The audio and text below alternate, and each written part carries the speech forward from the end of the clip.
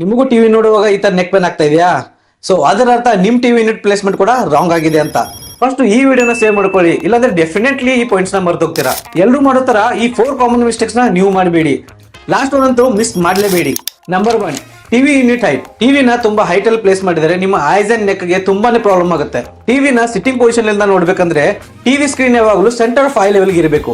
Normally floor ಇಂದ 42 inches ಇಂದ 48 inches ವರೆಗೂ ಹೈಟ್ ಅಲ್ಲಿ ಇರಬೇಕು. Number 2, cable management. ನಿಮ್ ಟಿವಿ ಏನೋ ಚೆನ್ನಾಗಿದೆ, ಬಟ್ ಅದ್ರ ಹಿಂದ್ಗಡೆ ಇರೋ ಕೇಬಲ್ಸ್ ಅಂಡ್ ವೈರ್ಸ್ ತುಂಬಾ ಮೆಸ್ಸಿ ಆಗಿದ್ರೆ ನೋಡಕ್ ಚೆನ್ನಾಗಿ ಕಾಣಿಸಲ್ಲ. ಸೊ ಅದಕ್ಕೆ ಕೇಬಲ್ ಕವರ್ಸ್, ಕ್ಲಿಪ್ಸ್ ಇಲ್ಲಾಂದ್ರೆ ಹಿಡನ್ ಸೆಲ್ಫ್ ನ ಯೂಸ್ ಮಾಡಿ ಕ್ಲೀನ್ ಲುಕ್ ಮೇಂಟೈನ್ ಮಾಡಿ. ಸೊ ನೆಕ್ಸ್ಟ್, ಲೈಟಿಂಗ್ಸ್ ನ ನೆಗ್ಲೆಕ್ಟ್ ಮಾಡಬೇಡಿ. ಲೈಟಿಂಗ್ಸ್ ಬ್ರೈಟ್ ಆಗಿರ್ಲಿ ಅಥವಾ ಡಲ್ ಆಗಿರ್ಲಿ, it can spoil your watching experience and negatively impact the over ambience.